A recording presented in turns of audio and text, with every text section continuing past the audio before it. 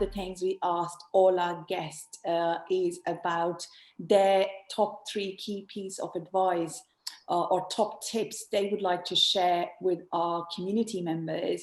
So what are your pearls of wisdom going to be here for us today? Sure. I mean, I think to start off with, I would say that, you know, I personally believe that the pandemic is forcing a change to marketing that is here to stay. You know, it's not going away. I think, you know, we talk about the new normal. For us, this is, you know, this is it. It's and it will continue to change as well. You know, there's this well-known statement that buyers are typically 57% of the way through the buying process before they engage with sales, and that's through their ability to search online and resources and educate themselves. And I think now, because of the pandemic and the change, I think, you know, this has never been more relevant, really. I mean, some say that figure now is up to 90%, which is crazy. So as the pandemic has removed this in-person channel, marketeers have, you know, really had to up their digital game and their content game to make every single little engagement count. So for me, thinking about 2021, there's 3 clear strategies, or three clear trends for me. So number 1 is leverage data for your content strategy. So find new ways to predict and understand customer behavior. So one of the easiest ways to win more clients is to convert people that have already expressed an interest in your brand, right? So you're already building up a picture of what they're interested in and what channels that they prefer. So your content plan should be in line with the results from that data. So, you know, think personalization, you know, think, you know, deliver content to your audience that they want to see, not what you want to deliver to them. This is one of the biggest reasons that I think there's, you know, too many painfully boring webinars and pieces of content, out there, is that marketers don't produce a webinar because it's you know, a fit for their audience. They do it because it's a lead gen tool, and that's a big mistake. Number 2 for me is to reconsider your marketing goals and apply account-based marketing strategies. So you know, really think about challenging those expectations that you built up prior to the pandemic. So in today's world, where, you know, our audience is completely overloaded with digital content, it might not be realistic to expect hundreds of registrations to a webinar.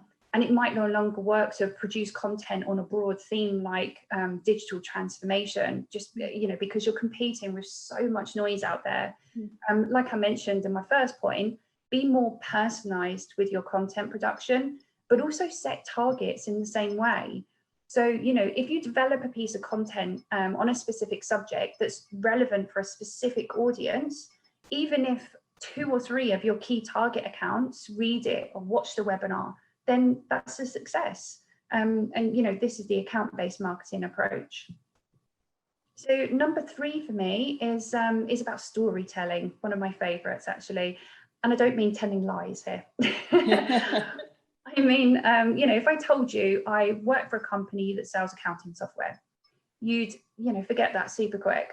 If I challenged it or changed it up and I told you that I work for a software company who've helped 1,500 small businesses generate 20% more profit with using a secret formula, you'd be quite intrigued, right? You'd want to know more. So, you know, humans are curious and nosy by nature, and naturally they want to know the answer. So this is why storytelling in sales and marketing works so well. So buying decisions are generally 20% logical and 80% emotional. So our marketing needs to make them feel an emotion. So find a little story, find an analogy that explains how your product or service makes people feel, and feed that story throughout your content marketing strategy.